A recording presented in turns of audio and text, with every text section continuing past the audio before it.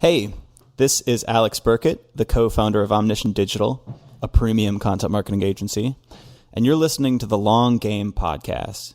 In this episode, I'm talking to Samar Owais. Samar is an email strategist and conversion copywriter. She also runs emailsdoneright.com, where you can go sign up for her email list where she picks a fight every week with common email marketing tropes and common mistakes that businesses are making. This conversation was awesome. We covered how she went from a content writer to an email copywriter focused on SaaS and e-commerce and all the steps in between, how being a realist and thinking strategically from the start can fundamentally change your approach to email marketing and the results that you're getting. And we also complain about annoying email marketing practices like lazy abandoned cart emails. And we also obviously lavish praise on some things that companies are doing right, of course. So you're going to find this episode educational. I certainly did. But I also found it incredibly fun and honest. Without further ado, here's my conversation with Samar Owais.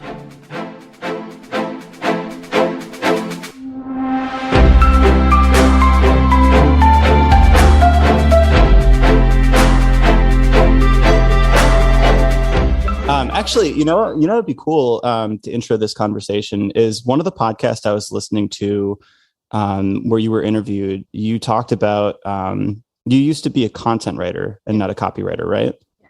And now you focus on email copywriting.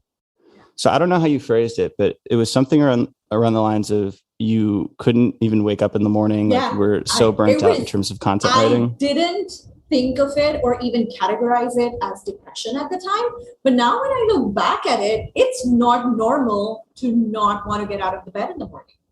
And so I had hit that mental block so hard that I just couldn't get over it. And I feel like I don't talk about mental health because it's not something I struggle with, and I have so much empathy for people who do, because I've seen my sister go through it. But I always feel ill-equipped to talk about it simply because it's not something like that one bit is the only thing.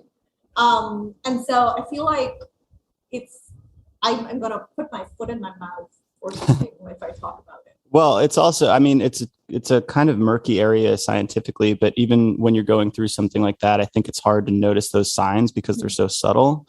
So that's what I wanted to ask about. We were just talking about how I've got, some insomnia stuff where it's like my mind kind of, when I realize I'm overworking myself, like my mind is turning too much, right? Like in the middle of the night, I'm like solving business problems. Yeah. And that to me now I look at as a sign that I may actually be working on the right things, but I'm maybe overworking and not giving myself enough time to recharge. Whereas that other sign that you were talking about in your interview, it's like you didn't have the motivation to do the work that you were supposed to be doing, which would relate to sort of a different solution where it's like, then you maybe think, hey, what am I doing and what are my goals? And do I want to shift these around? But it seems like a very subtle thing. So I wonder, how long were you a content writer and how long did you go through that period where you had that lack of motivation? And how did you decide like, hey, I need to do something differently here? Okay. So I was a content writer for about 10 years, right? So I got married in 2007, December 2007, moved to the UAE in 2008, and I was bored, couldn't find a job. And so I just decided to run a Google search for writing jobs online, right? And I found a website that was paying me $10 an article, and I thought I had hit pay dirt, but really what I hit was a content boom. And so pretty quickly I realized that I was not going to move ahead, my business was not going to grow, but I also realized that I liked that lifestyle. Like freelancing was my jam. I really enjoyed the work, but I had editorial backup so that I could earn. And so again, for the first 2 years of my life, I was just Googling through running a business. And it was really more like a side hustle because I was a newly married person. I was, more intent on enjoying life. But slowly and surely, I just started getting serious about my work. And once I started focusing on the business part of it, I learned how to market myself. I learned how to set up a referral system. And so I went on to grow my business, and I wrote content for entrepreneurs like Paul Jarvis, popular blogs like Copy Blogger, brands like Marriott and Intercontinental, MetLife, and so on. And in between, there was a lot of startups as well who were coming up at that time and needed content. And so now that the business part was done, I thought I had hit the sweet spot, right? The rates I was charging, I was getting But then slowly, I just started losing interest, right? I would say yes to a project because I knew how to do it very well. But then I would sit down and I wouldn't do it. And like I was spending the same amount of hours working, I just wasn't working, if that makes sense, right? I would waste time online.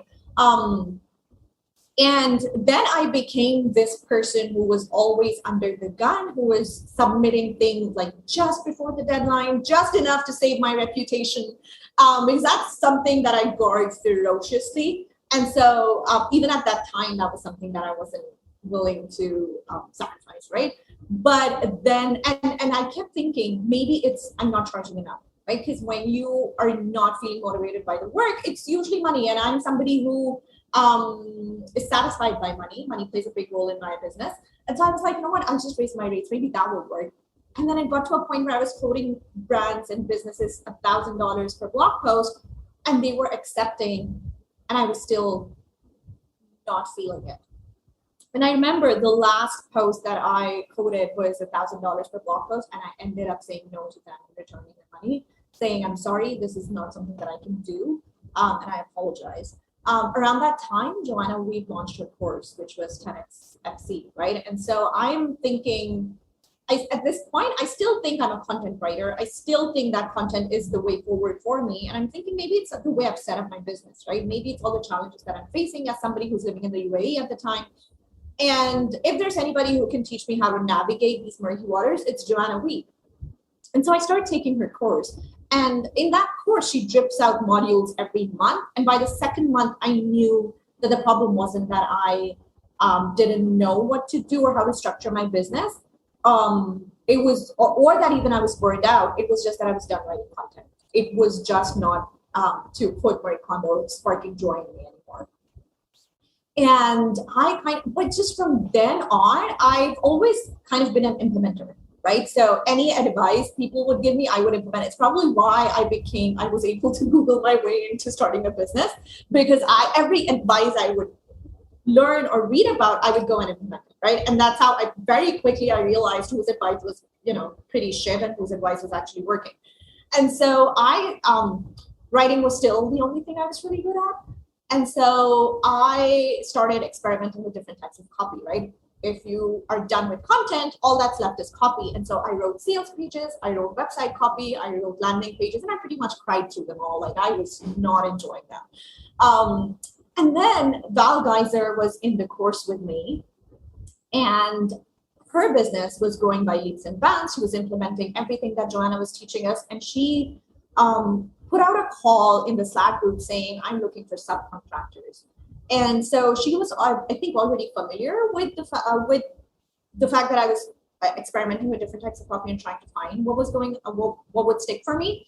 And so I messaged her and I say, Jo, Val, I haven't written emails, but I had a blog at the time, and I told her I have a newsletter that I send out. Here are the samples.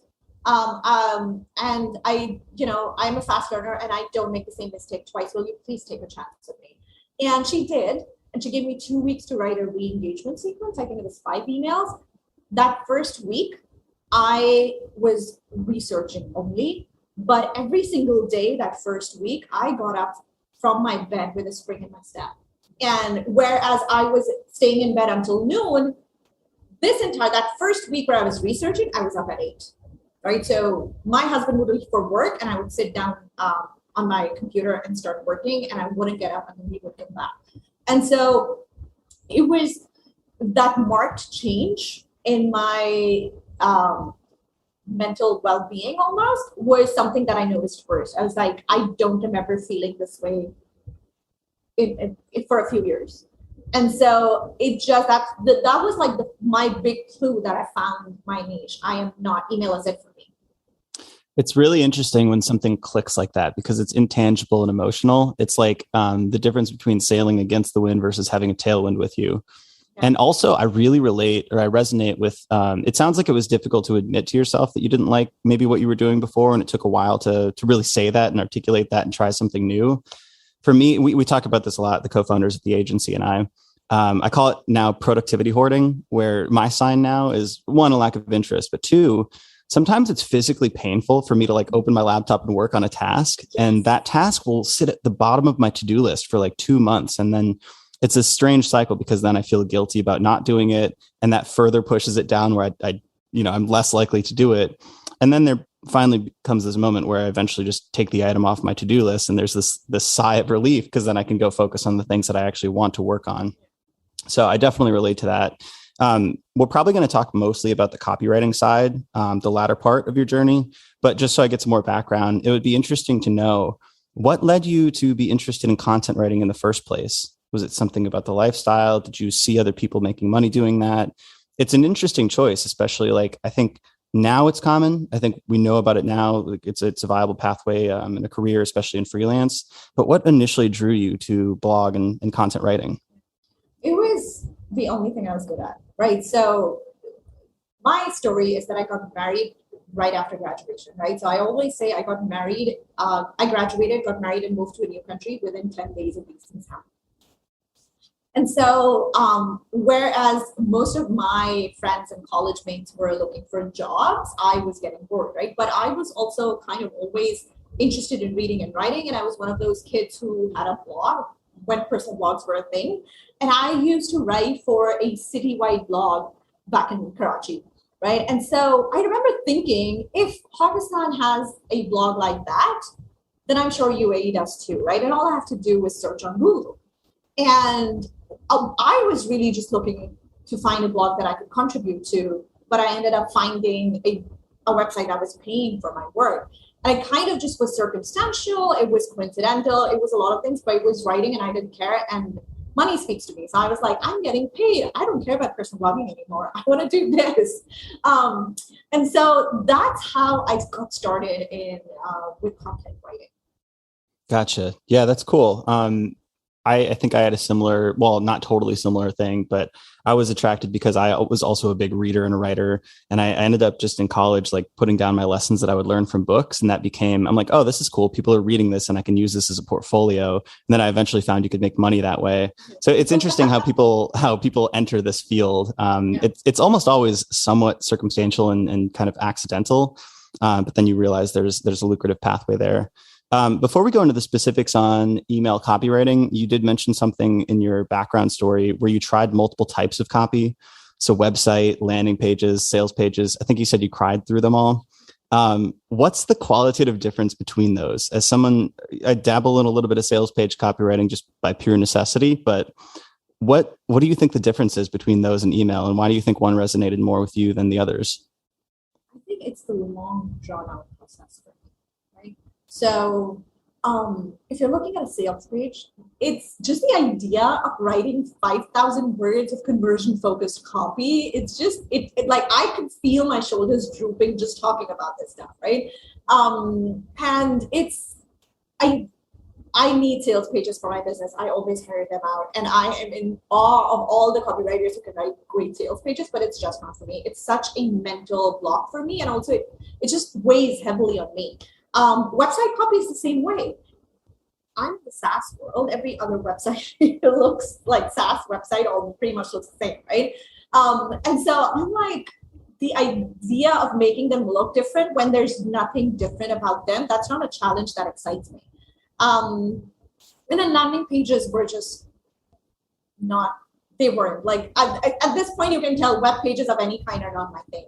The thing with email is that I could understand it very quickly. And even though it is sometimes a long drawn out process, especially when you're doing an onboarding sequence, but my brain at least can compartmentalize it, right? So there's the VOC section, then there's the email strategy section, then there's the copywriting section. And I have, over the years, I've kind of just really identified my strengths, and it's email strategy, then it's email copy.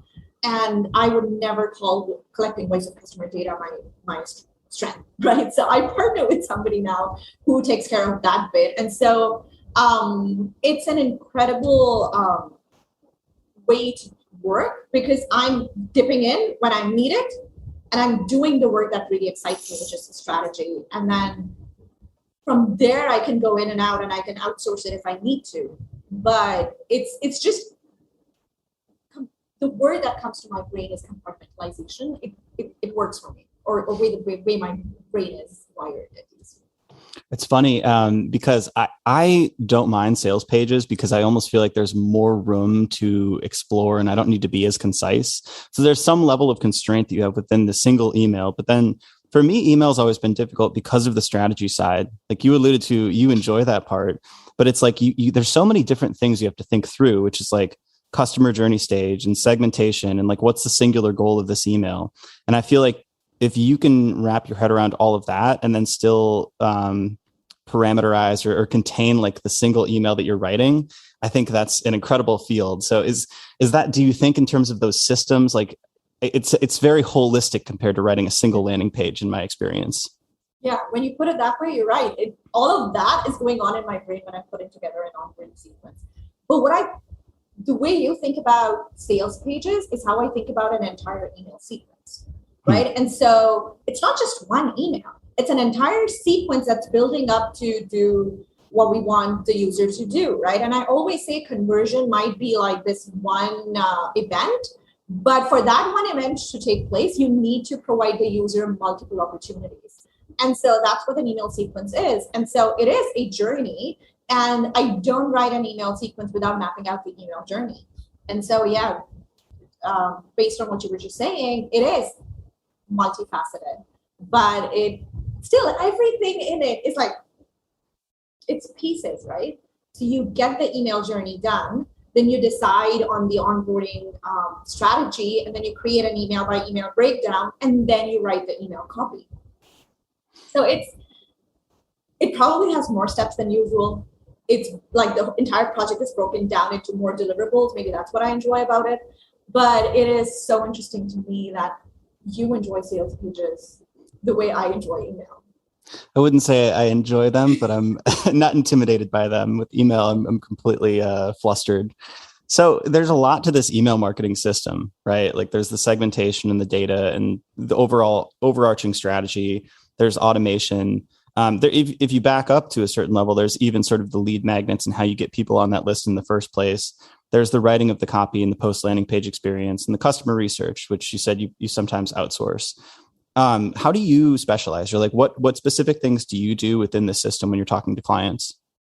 Oh, so I'm email strategy and copy only. And when it comes to SaaS businesses, I focus on onboarding and retention. Oh, okay. Yeah. So, and you do email or e-commerce as well, right? Yes, I do e-commerce as well.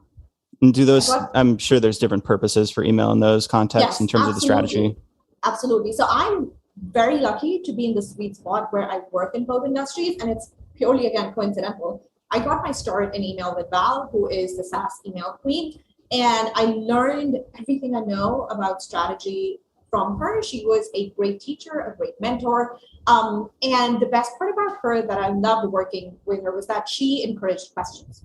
So I was free to ask questions on her strategy. Why did you do this? And then when I started doing strategy for her projects, she would ask me, why did you do that? And that way I learned to defend my decisions, right? And also streamline my thinking. Why did I think I needed to do this? And so when you explain it to somebody and when you articulate it, it just becomes so much more clear. And then a few months after I took my business full-time. I moved to Pakistan. I took my business full-time. I found a job with an agency that turned out to be only e-commerce email. And I realized this is so fascinating. I love doing this work as well. And so I kind of fell into both industries, and I realized I enjoyed them both, even though they're quite different in terms of the emails they need. But again, the strategy part of it is what really gets me going. So I think of strategy as thinking and problem solving, right? And so there's no problem that you cannot work through if you give yourself enough time and you know everything that you need to know. With e-commerce, do you also focus on sort of the post-purchase, the customer marketing, so to speak? Yes. Or okay, cool. So there's a common theme in that you're looking at people who have already signed up, not necessarily like the lead nurturing from an email list to get them to the purchase in the first place. In e-commerce, I focus on lifecycle emails, right? So, and again, I design their email journeys as well. So right from the moment they sign up, so they get the welcome sequence, the abandoned cart, the abandoned checkout, post-purchase, win back, all of that. And I sit down with the brands and I ask them what happens, from the email sequence. So let's say they've signed up for the newsletter, and I sit down with the brand. It's like, what happens then? What are they going to get next, right? And if it's the welcome sequence, what is the offer in the welcome sequence? And that's something that's already decided on the sign up level. But again, I ask them two questions when I'm designing these email journeys for them. I'm like, we need to sit down and figure out what happens or what emails a user or a customer will get when they do what we want them to do. But more importantly, we need to create a plan for the vast majority that will not do what we want them to do. So what emails will they get when they don't do what we want them to do?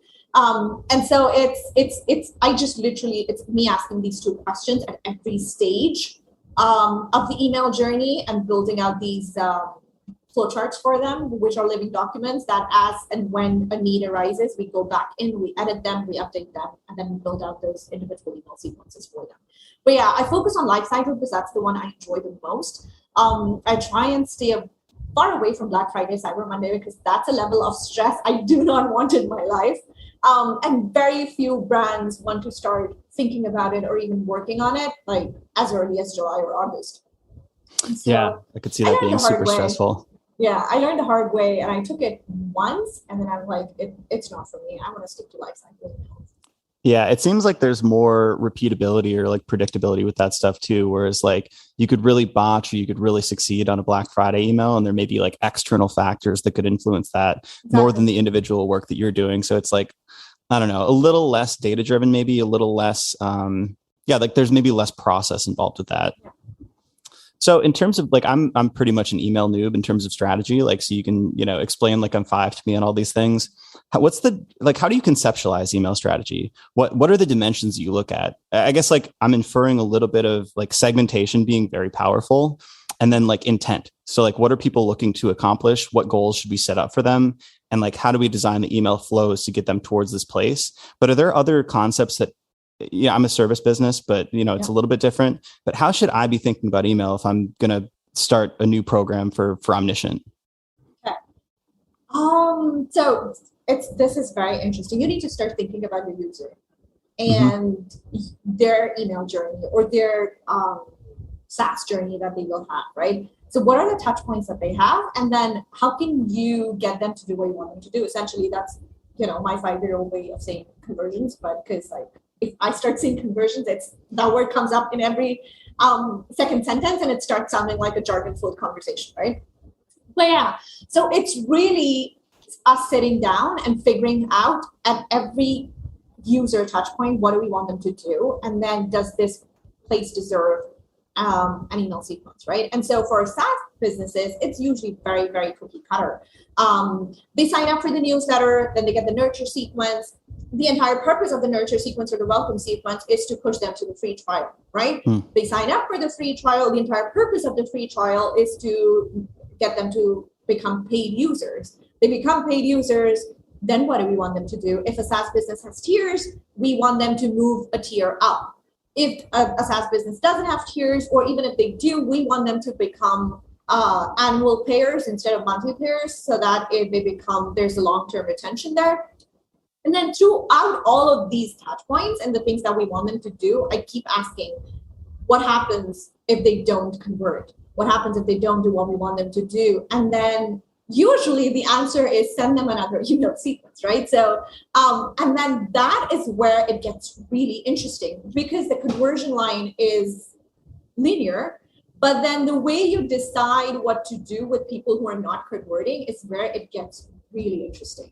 And so then you sit down and see, what are our options? How do we want to deal with this? So if somebody's not signing up with a free trial, how do we want to deal with this? The most cookie cutter answer is that you want to extend the free trial, right? But I also very, very strongly believe in proactive customer service emails. And I tell SaaS founders all the time, this is the perfect place for a personal text-based email from the founder, only asking them, hey, will you please let me know what stopped you from signing up? It'll help us improve the product and also help other users make realize whether the software is for them or not.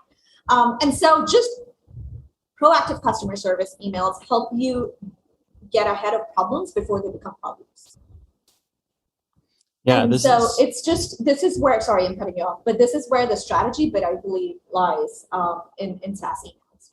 It's so interesting because like I've got this visual of how you're explaining this in terms of like what it would look like on a map. And there's almost like this plan A. So people coming in via whatever lead magnet or however you're getting them in the door, whether that's a free trial or whether it's for us, maybe like we sell a course, maybe that would be like an ebook or a webinar or something like that.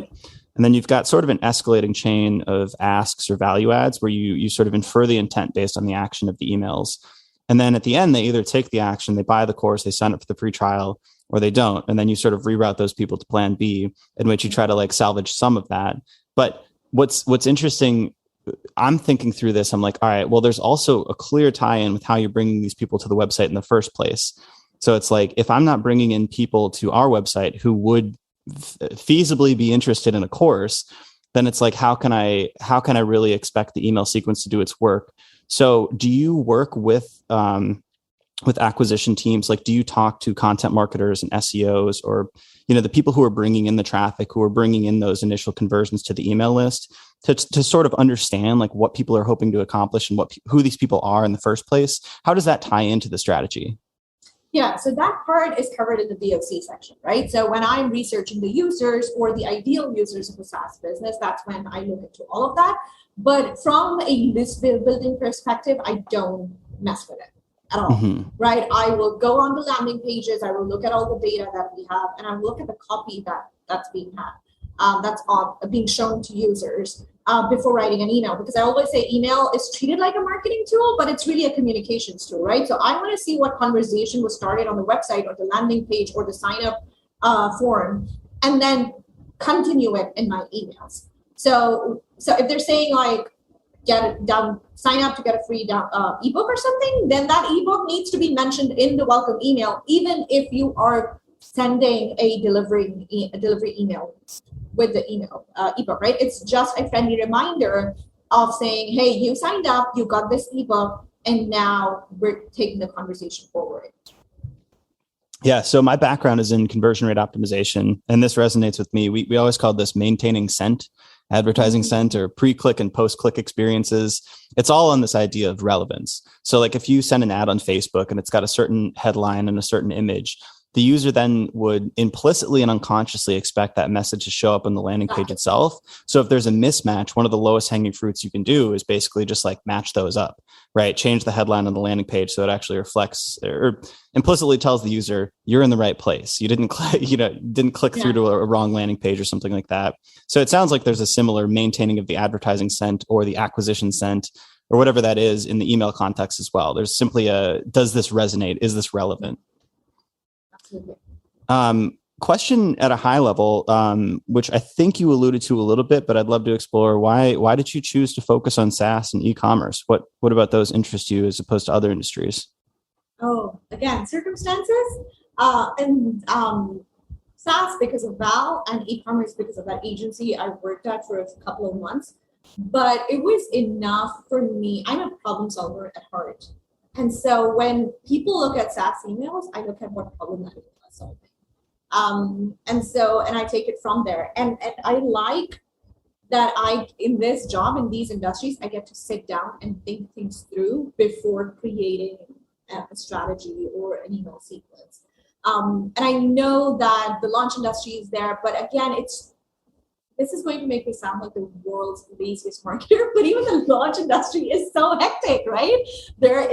I launch a course, I know it's so stressful, right? And whoever I hire as a copywriter is almost always on call for last minute changes or anything that comes up. And that's not the kind of life I want to live. I think being a mom and having kids and like plays really strongly into it, that I don't like surprises, and I cannot be on call as much. But it's just that SaaS, I think it's because I had great teachers in these two industries, to be honest. It's that. Maybe if I had been interested in launch and I would have worked with somebody, that they might have sparked my interest. But these were the two industries that I had really good teachers and mentors in, and those are the ones I stick to. Yeah, that makes a lot of sense to me. I also hate one-off campaigns and launches. I've always catered towards CRO, which is incremental. You run 1 million tests and 100 win, and they compound over time, or SEO, which is like a long-term compounding channel. It's not like a one-off campaign is going to win or lose. But public relations and the campaigns team, when I worked at HubSpot, it was always this like this period of silence and planning, and then this mad rush, like waterfall software development. And that never was alluring to me. So I could definitely relate to that. Well, actually, a follow-up question to the SaaS and e-commerce. So like, if you're focused on that in terms of your client services, you also run your own email lists and your own programs for yourself, which is a service business. Do you apply similar tactics and processes, or is it somewhat different in terms of like how you communicate with your audiences for your own client acquisition? I don't. So the cobbler doesn't have shoes. And as my business has grown, I've really struggled to find a marketing plan or come up with a marketing plan that really resonates with me as a person, right? So I am not somebody who can market all the time. It stresses me out. It creates so much pressure on me. And at the back of my mind, I always worry about going back to that old me who did not want to get out of bed in the morning, right? And so I protect my time, my stress levels really fiercely. And so for me, it's starting a newsletter, and just like, that's the level of stress I can handle. Like 1 email a week, which by the way has been on hiatus for the past 3 months because I've been so busy teaching this course. And then even with the course. Sorry, what course is this? It's e-commerce email strategy. So I call it a boot camp. It's an e-commerce email boot camp, but what I'm really doing is teaching strategy. And there are 6 it's a live training workshop. And so there are 6 workshops, and I set them apart every 2 weeks. So that there is plenty. I teach it's very, very tactical, and you get email challenges and everything. And all of that takes time to do. It's an implementation heavy program. So I want to give students plenty of time to do what I'm asking them to do, and have the time to figure things out on their own if they need to, and then ask me questions a week later in the Q&A call if they need to. So as a service-based owner, as a business owner myself, I have a quiz on my website. The quiz comes with a nurture sequence and an offer at the end, but that is the limit of my automations in my own business. Everything else is the weekly emails when the emails that write newsletter is active. Other than that, no, Twitter is my water cooler. I mean, it's the same for us. The cobbler's kids have no shoes thing, where we did try for a little bit to do, our agency is like SEO driven content marketing. So a lot of bottom funnel stuff that's going to acquire users directly. And we tried to do that on our blog for a little bit, but found we didn't have the time or bandwidth or interest. And it also didn't really work for us in the same way that it would work for a HubSpot or Unbounce or something like that. So what we're doing now is what we've found is the only viable pathway for us, given the time and resources, which is like, I love talking to people and learning interesting things. And now we've done this in an interesting way where it takes only the time that I talk. And that's the only time that I put in the research time, of course. Yeah. But then once we complete this conversation, it'll go out to our content growth marketer, who will send it to our podcast editor. That gets surfaced out to all the, podcast services and chipped into a YouTube video and clips. And we have this agency that helps us with that. And then they also form it into a blog post and a series of tweets and LinkedIn posts. And that's like the way that we're doing our marketing, simply because of the constraints of not being able to put the time and effort into SEO driven content. But it's really hard to find that, I think, for services businesses, because you're always doing this for clients. So it's like doing it for yourself is draining and sometimes not as effective.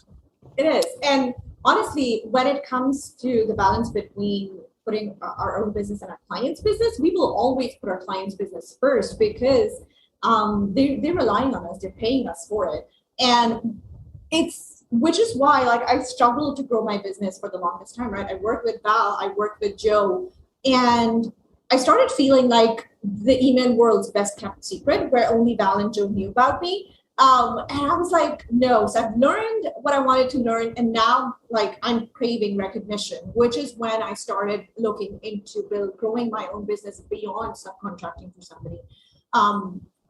And so it's how it's taken me 3 years, but I realized that the answer for me is never what do I love doing.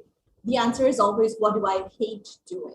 And then whatever's left is what I want to do. And I feel like asking me about my interest, or if somebody asks me like, what do you love doing? I'm a blank face. I don't know how to answer that. But if you ask me what I hate, my long list for you is ready. But so that's kind of like the process of elimination is how I've set up my business. And the way that you were just describing how you handle the podcast is how I handle my business, right? So the VOC part was difficult for me. It's not where my zone of genius is. Also, I'm in Pakistan. The time zone difference when I'm doing customer interviews is not ideal. Because we're talking right now, it's 8 p.m. at my end. And so imagine if somebody's in the EST or it's like 12 hours apart from me, it can get really, really late.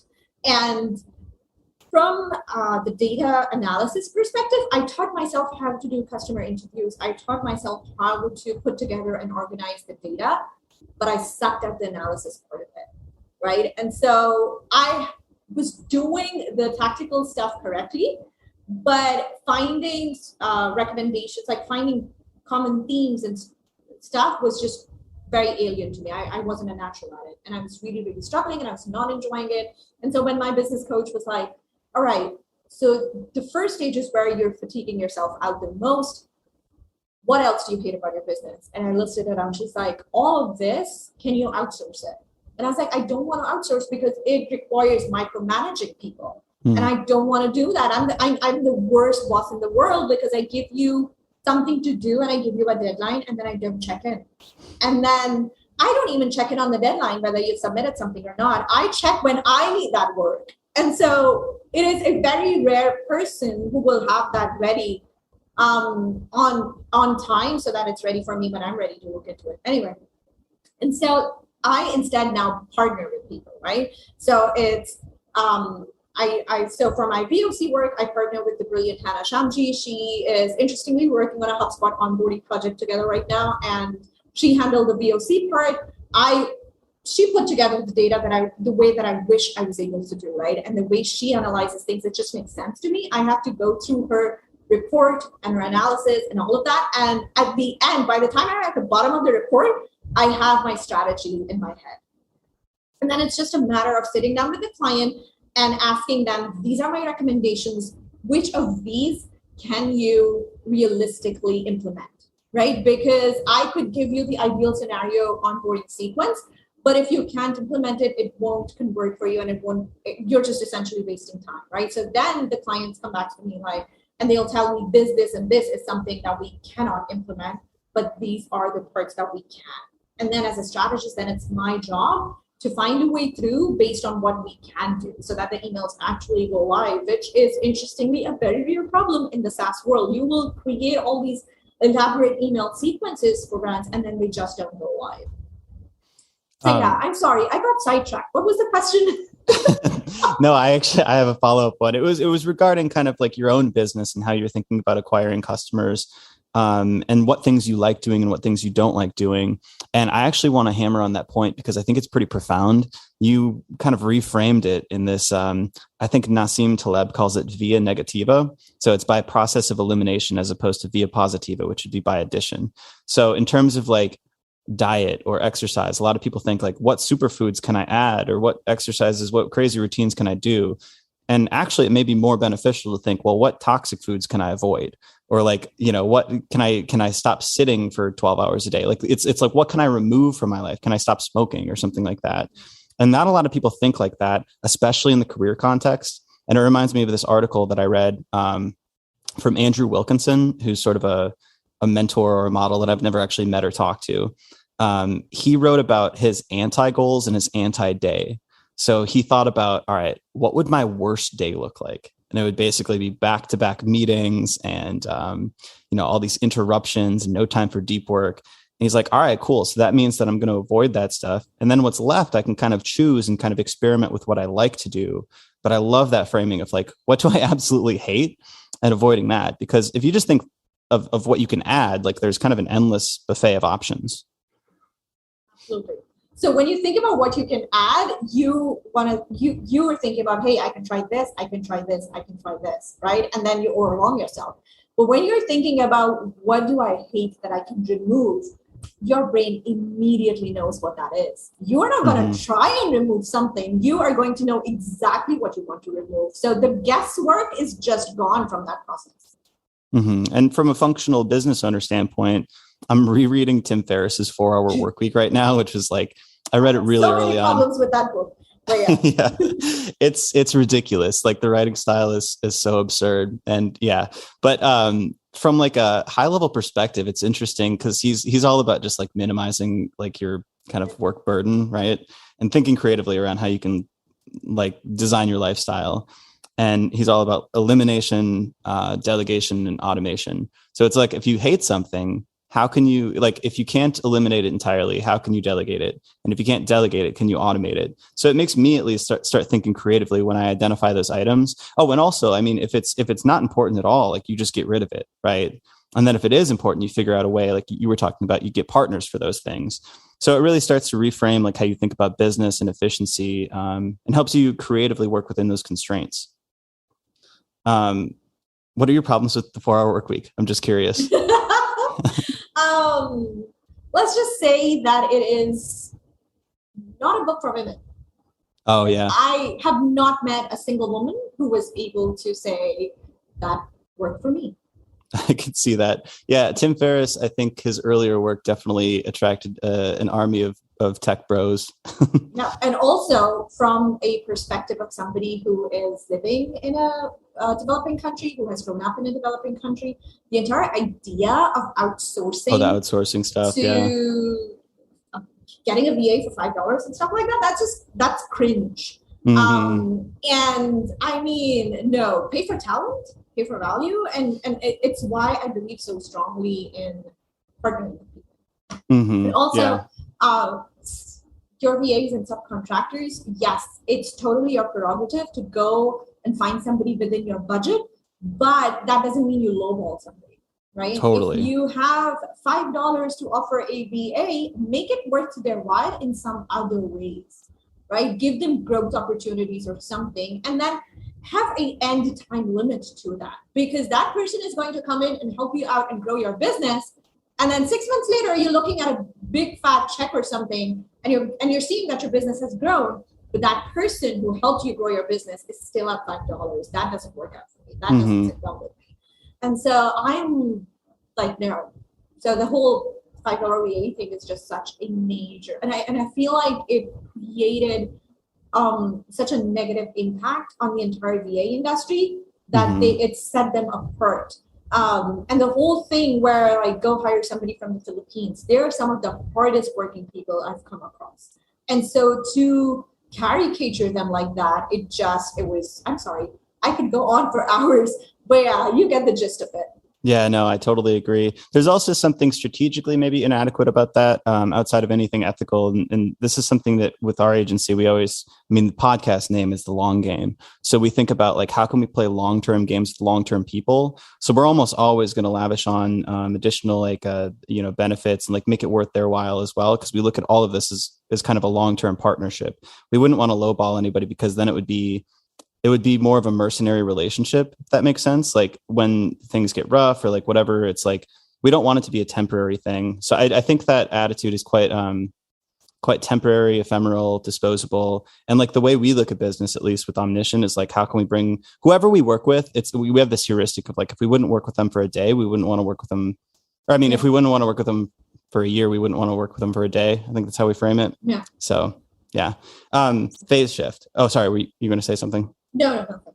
I wanted to ask on the business side of things as well. You run Emails Done Right?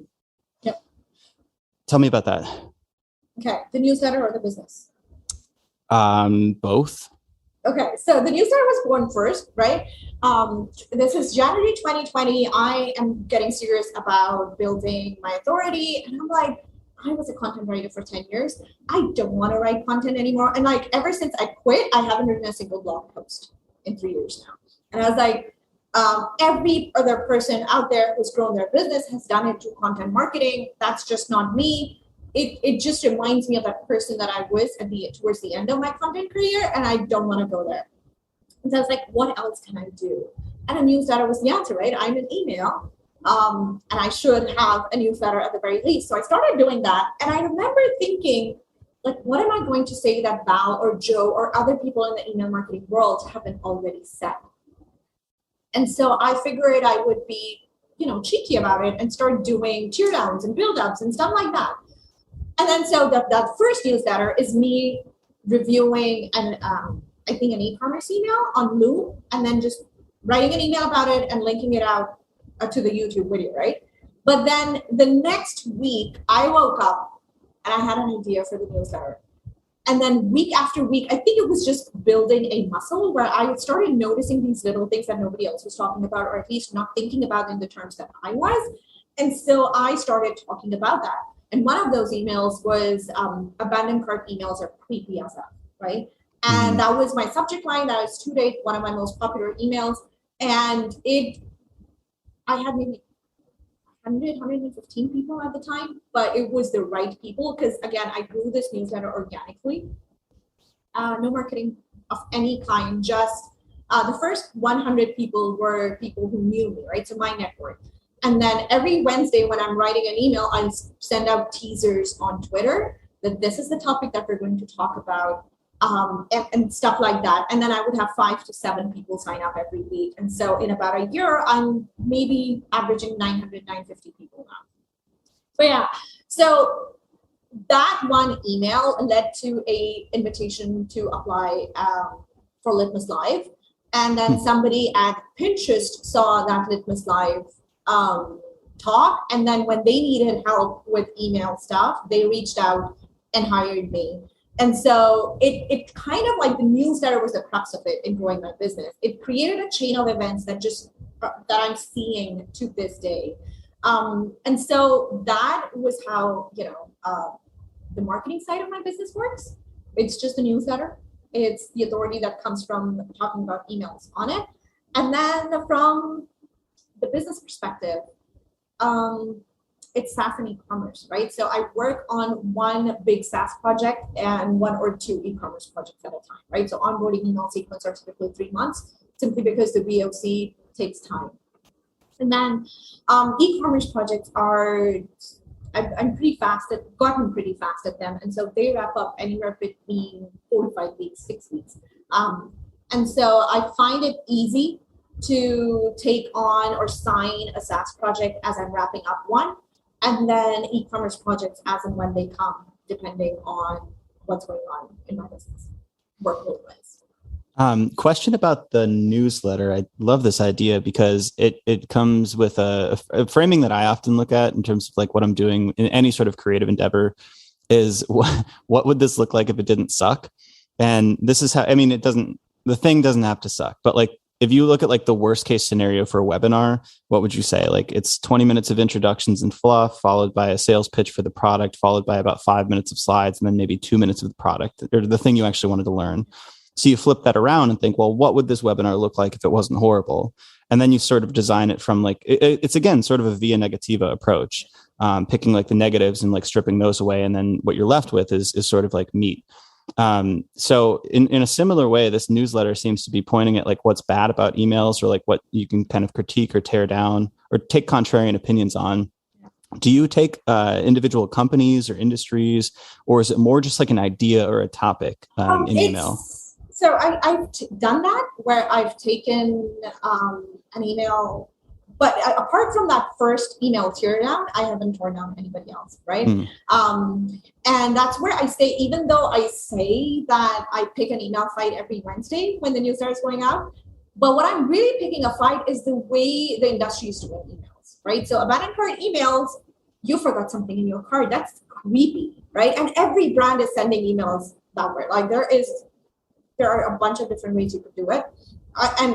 Even if you just thought of it as a conversational email, it would just sound so much better other than a creepy, we were watching what you were doing on our website email. But yeah, so things like that, right? So again, I do remember tearing down one brand, and they were big enough. I didn't buy it. But it was something. So I bought something on Black Friday last year. right? And I got order confirmation and a shipping confirmation email, and that's it. And then nothing. And I received the product in January. And so within that I think 34, 35 days, they sent me 24 marketing emails. And not a word about my product, right? Even just a random email saying, hey, we're experiencing delays because of the Black Friday rush or whatever, and please hang tight, it will come to you. Here's your tracking number again. And when you were sending 24 emails, finding that shipping confirmation email became a hassle. Like I had to search the brand name and then scroll down and find that. And it was, so unless it's that extreme, I don't do it. I do love appreciating emails, right? So when the Black Lives Movement happened last year, there was a brand that handled it so well. They were an apparel brand that sells out, that it releases limited edition stuff every Tuesday, and then they're usually sold out within 2 days, right? So obviously they had the limited edition release planned already in advance, but they didn't send out an email announcing that. Instead, they focused on talking about the Black Lives movement. And throughout that entire week, they brought in experts and activists to talk to people and educate their subscribers and customers about it and how it was affecting their community. And I felt like, so I highlighted that, and that brand saw me doing it, and they came to me with an email problem when they had it. And so the newsletter, again, keeps turning into clients. And simply because I am talking about the stuff that people feel passionate about, that brands see opportunity in. Yeah, a couple things there. So the reason I asked that was because of the latter example with the Black Lives Matter email content. I don't know if you specifically sought out this company. You definitely didn't, because it was more so you just appreciating it. But my first thought with something like Emails Done Right in the newsletter was, you could use this as an account-based marketing tool to essentially tear down companies that you want to work with and then sort of send that to them. I don't know if that works well. I know some companies do that with content. I don't know if I would like that if somebody tore my site down and then said, hey, we can do this for you. I realized that it's a very personality-based marketing tactic to do that. I don't have that personality. I don't feel okay with pointing out somebody's flaws and then just, my thing is, if I'm tearing down somebody, they need to be so big they won't care. Gotcha. But the brands that will care will see how I did it, and they'll like how you think about it. Yes. And so I don't just tear down, I also build it up. So I present an entire strategy of how it should be done, or what missed opportunities there were that they could capitalize on, right? And so when you do that, you're showing your expertise. And it's something that I talk about in my course as well. Like, pick a fight with somebody who wouldn't care or wouldn't even notice. And so one of my students, when I launched the beta version of this course, tore down Kylie Cosmetics emails, right? And so Kylie doesn't care. She hasn't even seen them. But that single teardown has brought that student so many clients and leads. It's insane. She's like my star student just because she did the teardown the way I showed her to. And it was really just an email challenge that I'd set in the course, right? And when she did it and I reviewed it and I was like, this is so good, you should turn it into an Instagram post or something. And so she turned it into an IGTV, which then just won a life of its own. So it's really just, when it comes to content marketing also, sorry, I'm deviating a little bit, it's not sitting down and creating content for your business. It's taking every bit of writing or content that you're creating for even other purposes and then just repurpose it for yourself. Yeah. So you're taking a course, you learn something new, you are doing it. Yes, that's great. But then once you figured out how to do it, perfect it, and then put it out in the world. Yeah, I love that. This is going to be the next thing that we try to crack, is this maybe account-based content. I'm not totally sure how to describe it, but that is really insightful to build up as opposed to just like tear down, because that content does seem to speak a certain message. And I like the idea of going after large companies. One, because there's going to be a lot of name recognition, so it's probably more interesting to do so anyway. But two, because you're not going to like hurt their business or their feelings if they happen to see it. Yeah. I do want to hurt a business's feelings real quick, because you mentioned like your bad example, And literally this morning, Native deodorant, fuck it. I ordered like a month or two ago, and I've received like 20 or 30 marketing emails from them. And it wasn't until I received one yesterday that I was like, hey, where's my order? Like, I feel like I ordered something. So like you, I searched through my entire email inbox and it was like buried, 20, 30 emails down. And then I looked at the shipping thing and it's like, this has been returned to sender, whatever. There was a damaged item or something like that. I emailed them. I'm like, hey, are you guys going to send this? Like, what's up with this? And they're like, oh yeah, sorry. Do you want us to send it to you again? I'm like, yeah, I paid for it. You're sitting with my money. Yeah. What are you talking about? But there was no indication, no email, nothing. It was very, very similar to yours. And it was to the point where I kind of expected a little bit more than just like, oh, we'll resend this 2-3 months later. It was like, I was kind of hoping for like a credit or an apology or something like that. Absolutely. And I got none of that. So I'm going to switch brands. It's like, you can definitely damage a relationship very easily like that.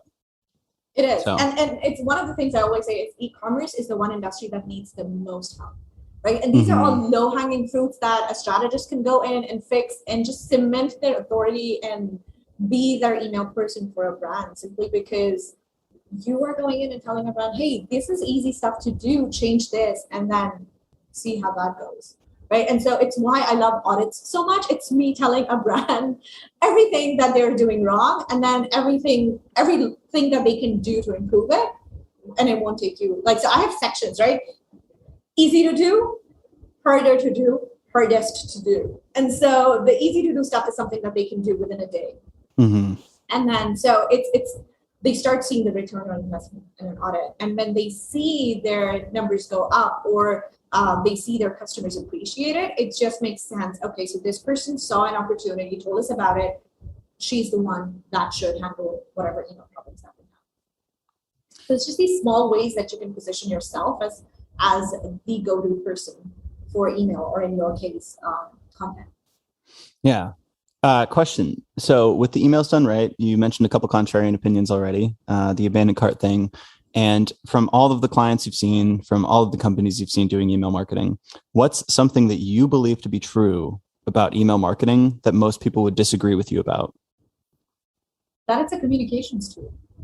Mm-hmm. Right? And what do you mean by that? Okay. Like, what would most people believe? Most people believe it's an e-commerce brand where you are supposed to send promotional campaigns, right? But if you're sending 3 promotional campaigns a week, it's a recipe for at best an unengaged subscriber, at worst an unsubscribed subscriber, right? Mm-hmm. And so there is no rule that says you cannot communicate in an email as well as selling it. So the beauty about e-commerce emails is that people expect to be sold to. And not many people have a really great perception of e-commerce emails, right? So if all you're doing is adding 2 lines of a conversation at the beginning, so if fall is coming and you're about to release your fall line, then tell them about it, build anticipation around it, and then just take it from there. Like, add an element of a conversation in your email, and then it's simple thing, but so few brands do it. I love that. That's excellent. Samar, would you want to do some rapid fire questions unrelated to email marketing? Absolutely. Okay. Who do you admire professionally and why? Ooh, that's a good one. So many people. But the one name I will take, actually 2 names. One is Prerna Malik. She is a launch strategist and copywriter, and I'm A, in awe of what she does. B, it's the way that she's managed to build her business while living in India. She was a massive, massive inspiration for me as I was growing my own business from Pakistan. And so every time I would want to give up and or get stuck in something, I would look at her and I was like, if Prerna can pull through, then I owe it to myself to do the same. And so just the way that she does her business, right? She may be a launch strategist, but I don't see her doing any of the typical launch stuff that goes out, that happens out there. And so for me, she's one of the people I admire most. There's of course Val Geiser and Joanna Wheat, but the other person I admire the most is Amy Posner. She is a copywriter, but also a business coach. And in 2019, I went to my first conference. I was the only hijabi in that conference. I was super, super nervous about it. Traveling to the US for the first time. This was Trump's America. It's like the Muslim ban had happened. And so I was nervous. And then Amy was the first person who made me feel really, really comfortable. Right. And now as I'm talking about and thinking back on that conference, there's another name that I want to take. It's Iman Zabi. She's the founder of Terrain.io, but she got her start as a copywriter and a launch strategist. And then she went on to, build a SaaS, a course platform. And so she's somebody who is business acumen I'm in awe of, right? So she sees a problem and she solves it. She doesn't wait around for somebody else to do it. And I love that about her. So yeah, these 3 women, 5 if you count Al and Joe, are the people that I admire most. That's a phenomenal answer. What was the conference? The Copywriter Club IRL. So the first year it was held in New York. In 2020, it was held in San Diego. That's cool. Yeah. Did you go to San Diego? Yes, I did. And it's a cool city. It is. And it was March. COVID was just happening and everybody's like, the airports are not going to close. The airports are not going to close. But my gut was telling me. So I left 2 days early because I planned on staying the week because this is the one conference that my husband takes off from work so that he can stay with the kids and I can travel. And I was like, I have my 10 days. I'm going to make the most of it, right? And so I planned a little mini vacation for myself. But then the conference ended and my gut was telling me, it's getting tough out there. So I left 2 days early. And my connecting flight was from Qatar. And 2 hours after I land, I had a 5-hour layover, right? There's an announcement saying at midnight, all international traffic is being closed, incoming. Wow. So the flights that are in the air will be allowed to land. All the flights that have not taken off that were due to come into Qatar. So I just barely made it. And then I was able to reach home. But it's just one of those crazy stories. It's amazing that you took your intuition and went with it. Because in that time, I remember nobody in the States, at least, was prepared for this. Like, I remember I had been traveling through Europe and had seen panic. And I'm like, all right, guys, this is going to be a big thing. And I came over here and everybody was mad that, South by Southwest was canceled. And I was like, no. This is going to get worse for sure. Yeah. But nobody believed it. So it's really fascinating and good that you took that intuition at that time. Such a weird time to think about too. It's like not that long ago, but feels like forever ago. If you could create your own category in Jeopardy, what would it be? And would you get every question right? God, that's a tough one. Because I would absolutely, okay, again, that thinking process. Ask me about a category, I would not get every answer right to. And I have an answer for you. And that would be any question related to cricket or sports, right? So I love watching sports movies. I hate watching sports. And it sucks because I was born in a family of sports fanatics. Cricket is like a religion in Pakistan. And so I am looked at with horror on people's faces when I say I don't know the members of our national team. And so that is the one category I would lose out on for sure. Do you have a favorite sports movie? Every single one of them. So, and it doesn't matter, Hollywood, Bollywood, if it's a sports movie, I will watch it. But I'm going to say, this is going to sound really weird, but I really, really, really enjoyed The Legend of Bagger Vance. It's Will Smith at its best. And it's that random movie that even sports fans, people who enjoy sports movies, have not really seen that movie. But I really enjoyed it. It was fun. It was one of those. But yeah, it's the one that comes to mind right now. I'm sure there are others that I love. Yeah, there's so many. I love sports movies as well. I also love sports documentaries. I don't watch a ton of live sports nowadays unless it's like actually in person. Used to when I was a kid. But watching the Michael Jordan documentary early on in the pandemic, it was so amazing. It was profound that I cried at moments. But it's like there's such a drama to some of this stuff, and like I love watching just excellence in action and like seeing the behind the scenes. Yeah. So it's super inspiring for me to watch that stuff. Which talent would you most like to have? Public speaking. Honestly, that is my next hurdle that I want to overcome. But yeah, public speaking. I feel like podcasting and doing stuff like this is a good training ground for it. Yeah. Yeah. Half of it, I feel like, is just getting comfortable and, knowing your topic. But I will say I've done a couple public speaking gigs and I still get terrified before the actual show goes on. For like the 2 minutes before, I'm just like heart's pounding, palms are sweating. It's awful. It is. It is. So litmus, thank God. So when the world shut down, and this is going to sound so weird, but for years I've been saying I have so much to do and so much to achieve. If only the world would stop, like for a few months, and then it did, and I accelerated. And one of the things I did was, as every conference was going virtual, I was pitching them the top ideas, just because I wanted to wet my feet, and I was like, I don't have to travel for this. That means I'm not spending money on it, and this is a golden chance for me to start speaking. And so that's what I did. And so I sent Litmus 2 ideas, and they said, would you be interested in doing both? And I was terrified, but I said yes. And that's another one of my mantras, right? Say yes first, freak out later. And so whenever I'm in growth mode, I say yes first, and then I spend the rest of the time freaking out. And then it's done, and I'm on the other side of it, and then suddenly it's not as scary. I do the same thing. I commit myself when I have the inspiration or motivation, and then worry about the execution later. So I did that with an improv class, which I was absolutely terrified to take, and Brazilian jiu-jitsu as well. Like I've been for years just putting it off, but I'm like, all right, I'm going to sign up, put my money on the line, and like then I have a commitment that I have to go do this, and then basically figure it out as I go. Do you consider yourself more scientific or artistic? Realistic. Realistic? Yes. I like that. Yeah, I'm not scientific. I'm not artistic. I wouldn't qualify myself as either.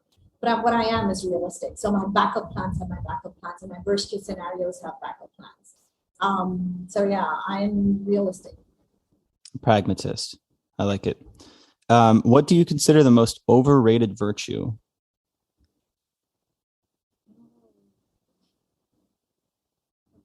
You're asking me really tough questions. I suppose they're not quite rapid fire. Yeah, sorry. But overrated virtue would be,